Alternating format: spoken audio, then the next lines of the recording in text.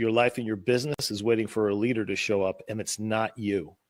It was the first time someone has ever held me accountable for the actions, decisions, the habits, and thoughts that I've had that have got me to this point and keep me stuck in this point. And that's why I'm so passionate about the mindset part of the coaching.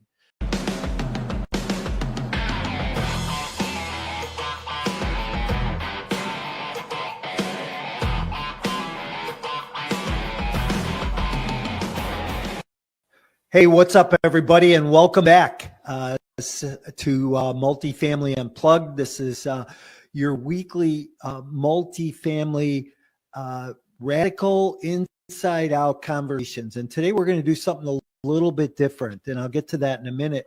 But if you're new to the show, welcome. Glad that you're here. Here every Saturday morning at 10:30. If you would just take a minute and follow us if you're out on YouTube, if you would.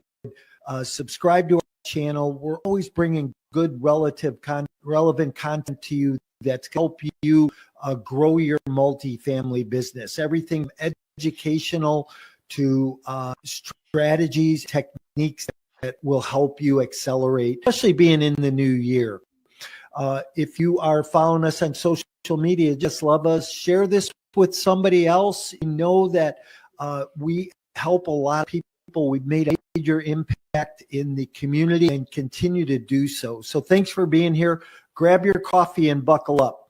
Okay, so a couple of things. Today's word is mindset. And I want you to keep that in mind as we walk into this. You know, I really feel that as an entrepreneur in the multifamily business, in the real estate investing business, that mindset is so critically important. My guest today, we're going to talk about that. Jay LaGuardia has a company, Triple P Life. He works with small business entrepreneurs, keeping them engaged. His book that we're going to talk about too is Change Your Mind, Change Your Destiny, 8 Habits for Success. So we'll talk about that this morning. Let me go ahead and bring Jay in right now. Jay, good morning. How are you? Hey, good morning, Mike. How you doing? I'm good. I know you're in Wisconsin, if I'm correct, and somewhere in the frozen tundra of the Midwest. That's what the temperature is this morning. Yeah, I'll tell you what. It's a lot warmer than it was 2 days ago. 2 days ago, as I'm on my way to the gym at 6 a.m., it's 23 below. That was the actual temperature. Oh, my goodness. Yeah, so this morning it's a balmy -2. Compared to that. Yeah, so it's like spring. You could probably be outside in a t-shirt. Yeah, absolutely. Hey, welcome. Glad you're here. I know we've been trying to get this on books for a long time, and I'm so excited to hear what you have to share with the audience morning. You know, as I get going, I always ask one question, and I keep saying, this next book I'm going to write is this one word book. But in one word, what best describes you personally and professionally? Wow, that's a tough one. Okay, so the first word that popped into my mind is tenacious. I love that word. I have a short story about that, but how did you get to be tenacious? Where did that come from for you? I don't believe anybody's born like that, but I think it develops over time. Yeah, I would agree. I would say, when I look at myself humbly, which is another word, that was the second word I thought of. I'm a pretty humble guy, but I'm tenacious at the same time. I don't believe I have any special gifts or talents, but when I put my mind on something, I'm like a dog going after a T-bone steak, man. I am on it till I get it. And so whatever I lack in ability, intellect, or skill sets, I'm going to learn it, or I'm going to bring people on and around me who are going to help me achieve those goals. And I'm also great at building great relationships, which have been the root of my success for a variety of different reasons. So I think that's where the tenaciousness came from. That's awesome. I love what you said about building relationships, and we're going to talk about mindset. There are two great topics to talk about. But here's my short story on tenacity. So I'm probably in the real estate sales like 3 years. I come from the construction world. I know how to read blueprints and rough framing and know a lot about a lot of things, right? Jack of all trades, master of none. And I go into the real estate sales business, and I'm probably in the business 3 years. And the only thing, Jay, I know how to do is call people, talk to, schedule appointments, and go on listing appointments. And I walk in this guy's house one day, and he looks at me and goes, "Man, Morawski, you are the most tenacious guy I know." And I don't even know what the word means, Jay. I know how to read blueprints, right? He said, and I said, "Oh, thank you," hoping that it meant something good. And I go home, I grab the dictionary, look it up in the dictionary, and I go, "That's totally me. That's exactly who I am."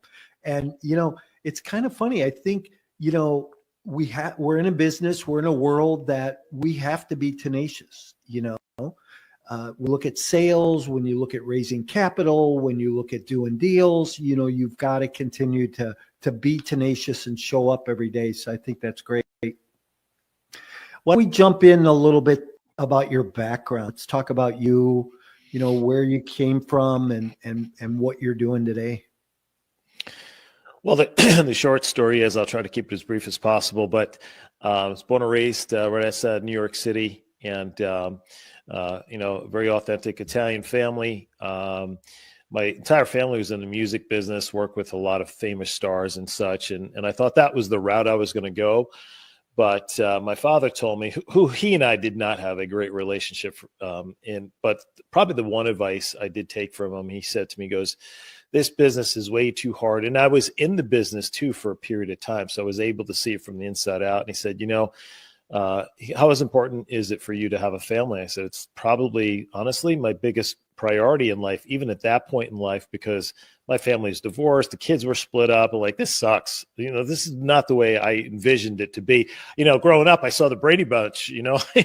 That's what I wanted. And didn't have that.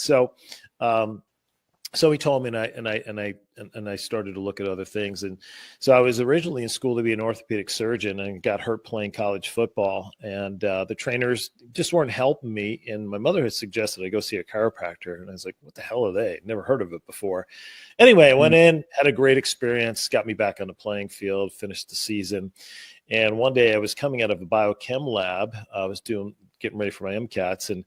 And here was the chiropractor doing a lecture. So I said, well, let me just go in and thank him, sit down and listen to what he has to say, and thank him for helping me. And he sat there, or I sat there, and I listened to him tell what I call the chiropractic story. What is health? Where does it come from? What turns it on? What turns it off? And what's the benefit of keeping it turned on for the rest of your life?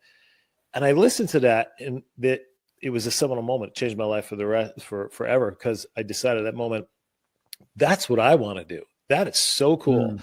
And went home and told my mother, yeah, I'm changing my major. That didn't go over well, but it was the best decision I ever made.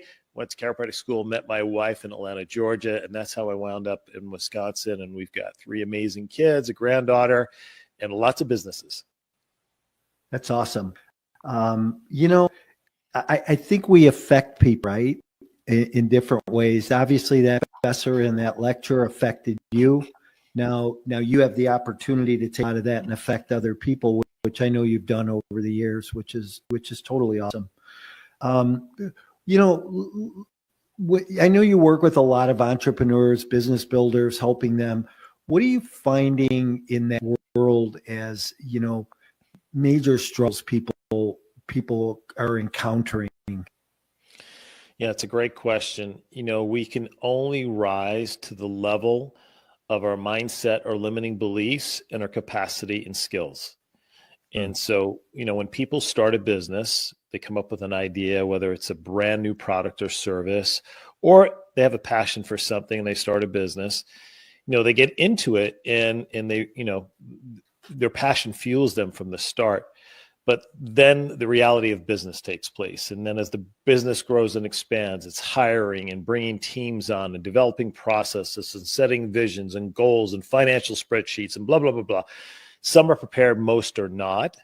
So when they hit their ceiling, it's because they've reached their capacity and their current skill set ability, and or they have not been able to traverse through the limiting beliefs that's holding them back to a certain, let's just even just call it a revenue. Maybe it's $1 million, $10 million, whatever it might be. And so when they reach out to me, I know right off the bat that the first thing I have to do, because they want to know, hey, how do I expand my business, right? I want to scale my business. All great questions. What's the best new marketing technique, or how do I build a team? And we go through all those things. But the main thing I want to find out is what's in their head, right? What's holding them back? What's their current perception of their business? Are they a slave to their business, or does their business still fuel them? Are they still passionate about their business?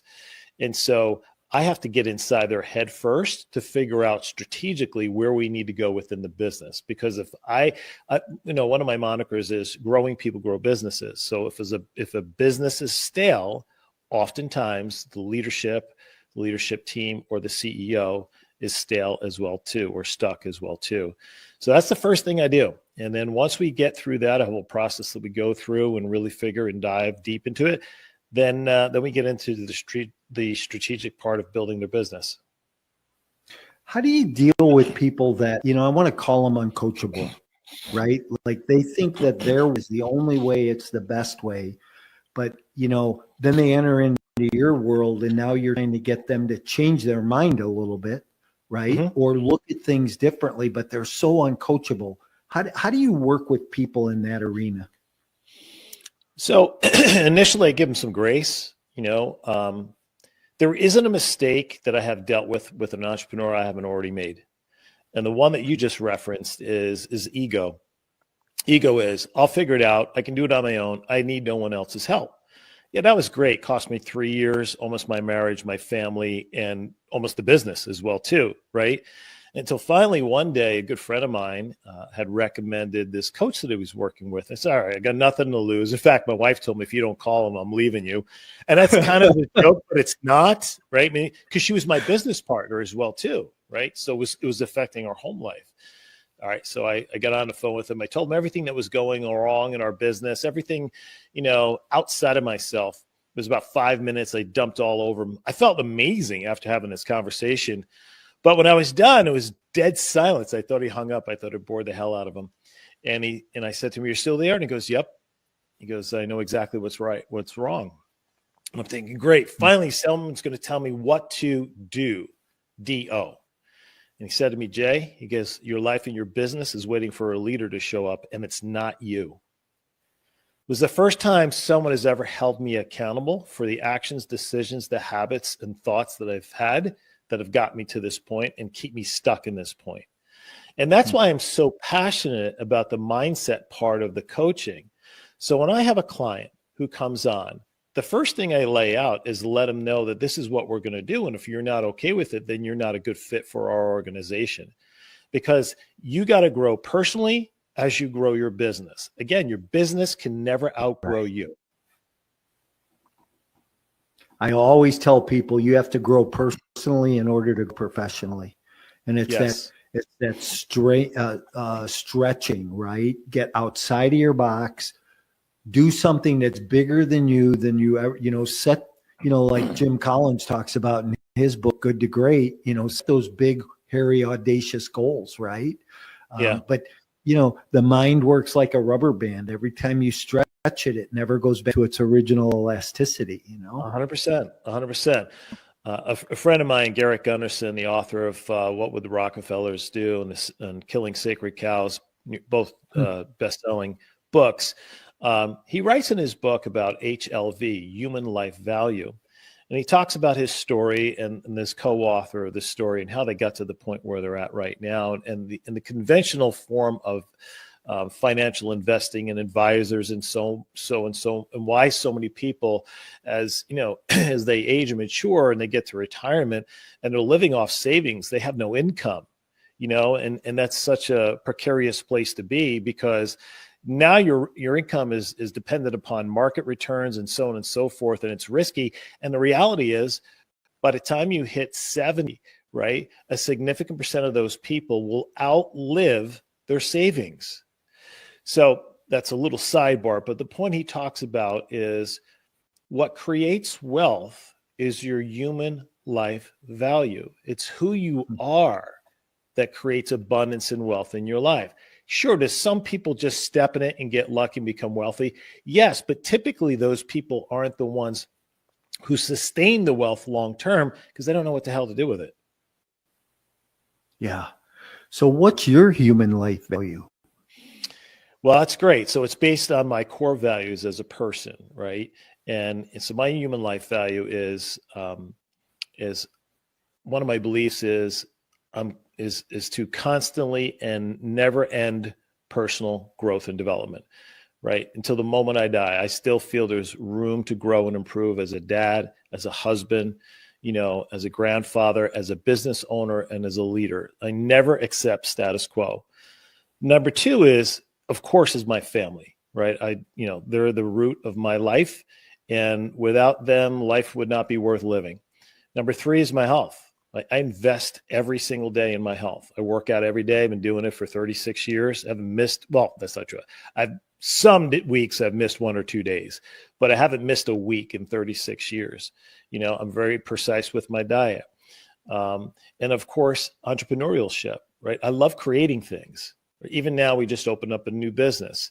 And people ask me, hey, man, you're 60. Why are you pursuing? You don't need to do this. It's because this is what I love to do. I love to build things. I love to create value for people in their lives that can help change and improve their lives and give them the foundational tools necessary to live their best life. That's what I've always done. And, whether it's with real estate or my clinics or other businesses, gyms and things like that, everything has to meet that mission and purpose standard. Yeah, that's awesome. Hey, I'd written a question down a couple minutes ago that I think is kind of relevant for what we're talking about, but I don't think we can do this. But what happens to somebody that they change their mind, right?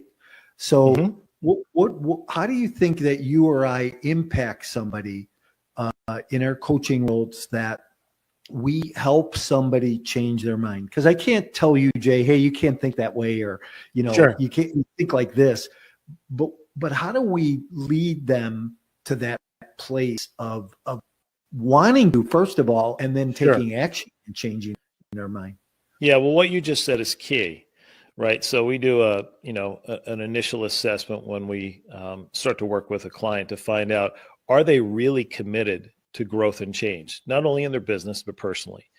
So if someone is not 10 out of 10 committed, and it could be their mindset, the habits, behaviors that they engage in each and every day. If they're not 100% committed, it's never going to work. Why? Because it takes work.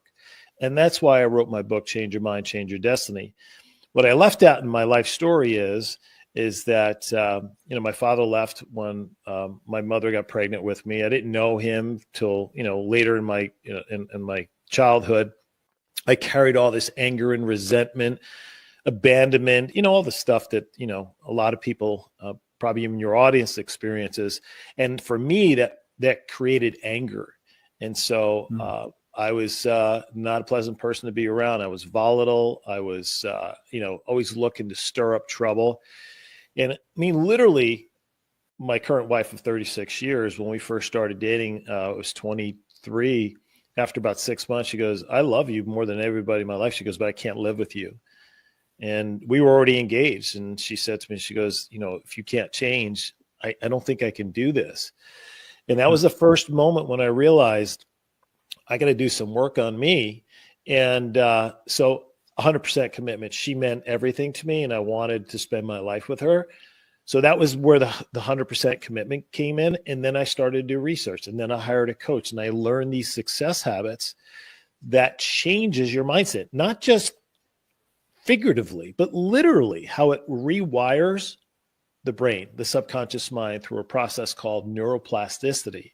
And these success habits can literally change your thought patterns and how your brain fires and wires to fire and wire differently, to think differently. So your set point is now completely the opposite. So it's negative and angry and ornery and, not a pleasant person to be around, and humbly speaking is I'm incredibly positive. Do I still get angry? Of course, it's a normal human emotion, but I know how to manage it and deal with it and not let it affect the people around me.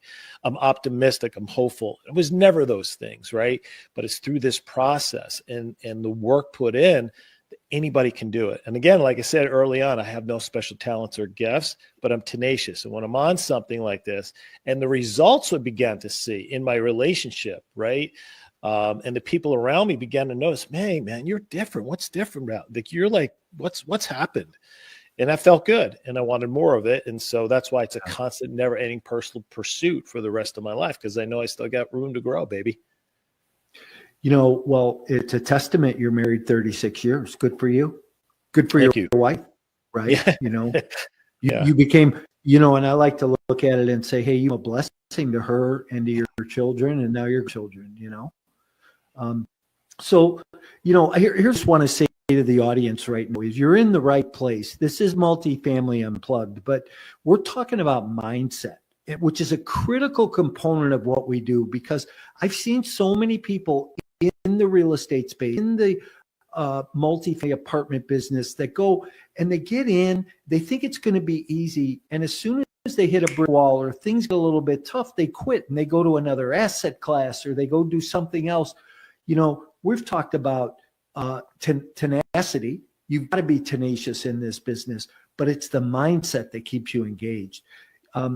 So Jay, you know what? I know your book is the 8 Habits of Success, right? Change your mind, change your destiny, the 8 Habits of Success. Do you mind talking about 2 or 3 of those, and then we'll tell people how to go get your book? Sure, absolutely. But if you don't mind, I'd like to quickly, because this is, Multifamily Unplugged. I got involved in real estate in 1993. I bought my first fourplex, and I was scared as hell. Didn't know what I was doing. I got a little guidance and help from people around me. I made some mistakes, and then I hired. I'm really big believer of coaches, right? I hired a real estate coach and changed everything. And so my perceptions changed. And, we went from 8 plexes to apartment complexes, where now we do, multiple 8-figure deals, 1 or 2 a year, every single year. And, but it all happened because I shift my mindset. And then the other thing that I spoke about earlier, I built my network of really smart, talented people, smarter than me. I don't allow that to be a threat. I embrace that, right? Because if we all have the same skill sets, well, most of us are not necessary then. So people with unique, very special talents and skill sets that bring together as a group that we have, that has been very, very successful. And so, but again, it started because we changed our mindset. But I'd love to talk to you about a couple of these. And I just mentioned one. So I'll just go over them quick. The 8 habits are dreaming, it's mentoring, authenticity, gratitude, visualization, affirmation, and goal setting. So I talked about one briefly, and that's mentors or coaching. I believe we rise or fall based on the people we surround ourselves with. I've yet to find someone who's successful, who is not willing to reach a hand down and help us along the way. I think successful people feel an obligation to share their wisdom and their knowledge. So what I implore your audience to do is to find people who are more successful than you and take them out for a coffee and ask them, how did you become successful? What's the secrets to your success? People love that. And it's amazing what they're willing to do to help you along your path. So whether you have the money to hire a coach or not, you can certainly go that route. If you're the smartest person in the room, you need to find a new room, and mentors can help you do that. The other 2 that I would talk about here, which was significant for me, first is gratitude. It's impossible for your mind to have 2 conflicting thoughts at the same time. So I trained my mind when I started to feel anxious or angry to step back and first acknowledge that emotion. I'm feeling angry. It's okay. It's a normal human emotion. I'm not bad. It's just, it's my trigger. And then I would acknowledge, where am I feeling it, right? How is it manifesting in my body? So So emotions are feelings of the brain, right? Expressed through the body. And so whether I'm feeling tight and tense, my heart rate's up, my respiration's increased, my palms are sweating. So first acknowledge it. And then the third step is what I do is, okay, how do I want to feel in this moment? So the easiest thing for me to do is, well, if I'm feeling gratitude for whatever, I'm not going to be angry. So I would think of something that would make me feel grateful. Oftentimes it was family. Sometimes it was just the fact that I had a roof over my head and it's 23 degrees below zero outside. It doesn't have to be anything too crazy. But then I want to sync that with my body, right? So how does it feel when I feel grateful? And you've all felt that way, right?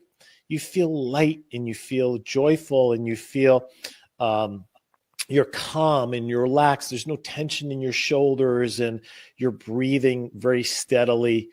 And so I kind of set it into my body. So gratitude is a big thing to help me control my emotions and to determine how I choose to feel in that moment rather than being a victim of the moment. I can choose how I want to feel in the moment. And then the third one, which had the biggest impact, is meditation. I started my meditation practice in, I think it was 1992. It was a funny story. I was going through all these things, and we went into a Borders bookstore with my oldest daughter. She liked to read books, so I said I would take her to buy a book. And this is God's honest truth. I walked into the door, and there was like the hand of God touched me. And I went to the back of the bookstore to this place I'd never been before, to this specific shelf. It was on the bottom. And there was a cassette by Deepak Chopra on the spiritual teachings of meditation. Hey, you're dating yourself by talking about cassettes, by the way. I know. Yes, absolutely. No question about it. But that's how long I've been in this practice, right? So I took it and I did it every single morning. I would get up early and I'd do the meditation. And I learned how to control my thoughts. Meditation is the most effective way to rewire the subconscious mind, because when you become meditative, right, the brain waves that you get into, which is called theta, is the state just before you go to sleep, right? You say, so you have beta, which is consciousness, alpha, which is just below consciousness. You're in a conversation, but you're thinking of something else. That's alpha. And then you have theta, where you're, just about ready to fall asleep. But that's the most auto-suggestive the brain is, and the easiest way to rewire it. So I would visualize and meditate on certain things. And after about 3 months, there was a radical shift in every aspect of my life. And then I started to use it to meditate growing my business. I would visualize what my business would look like in its ultimate success. And and one of my cars, my license plate is visualize, because the mind can't tell the difference between an actual event perceived and one vividly imagined. So when you put it into your mindset, to the brain, it's already occurred. Then you naturally start to take the steps to move in that direction, whether you know it or not. So I would say those three are the biggest that were most impactful for me. That's awesome. I'm a huge advocate of meditation. I'm really Joe Dispenza, follow a lot of Joe work. Deepak Chopra, love him even today. Jay, this has been unbelievable this morning. It's funny how time goes by and quickly speeds by. But here's a question I have for you. Every year I do a virtual summit. It's a 2-day event. I have about 20 speakers, and we talk about everything real estate investing, multifamily. And I'll always have somebody on talking about mindset. I'd love to have you be our opener in October this year, talk mindset on the summit. I'm humbled by your invite. I would absolutely love to do that, Mike. Thank you so much. Yeah, I'll have my team get to you with dates and that, and get it on your for you. So fantastic. I appreciate that. But tell people how they go and get your book. You can find it on Amazon, or you can find it on our website, powerpassionprosperity.com. They can follow me on Instagram, Facebook, LinkedIn, all your, at Dr. J. LaGuardia. Of course, our podcast, Triple P Life, you can find on any of your favorite podcast apps. We're now 6.5 years in. So if they like what they heard today, there's a lot of that and so much more. We talk about business and entrepreneurship and finance and so forth. Yeah, awesome. Well, I really appreciate you being here. You hang out with me for a minute or two in the back. I will say goodbye and then come back to you. Yeah, I'd be happy to, Mike. Thank you again. I appreciate it. You bet. Thanks. Hey, everybody. What a great show this week. Sometimes I invite people on my show not really knowing where we're going to go. And as I said to Jay early on, I said, we'll probably wind up in some rabbit hole trying to figure out how to get out. And, we didn't really, it was very streamlined. And I just can't say enough about, if you're somebody who's been struggling, trying to maybe be resilient from something in your past or try to get unstuck, maybe somebody like Jay is someone to go spend some time with, and get a little bit of coaching for yourself. If you're somebody who, maybe has a great mindset, but needs some business acumen, Jay could help there too. But go grab his book for sure. Change Your Mind, Change Your Destiny. 8 Habits for Success. And, I don't think he said anything that we all couldn't use in our own life. So, hey, thanks for being here this morning. Remember, every Saturday we're here, Multifamily Unplugged. We'll be back next week with another great guest talking about multifamily real estate, scaling your business. How you doing on your goals this year?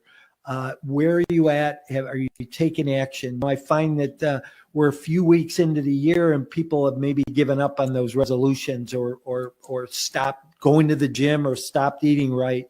Whatever that is for you, stay committed. Stay committed to the process. Remember, it's about the marathon. It's not a sprint. So it's over the long haul. Look back in 30, 90, 1 year, 2 years, and see what you've accomplished and where you're at. Hey, everybody, have a great week, and we'll look forward to seeing you next week.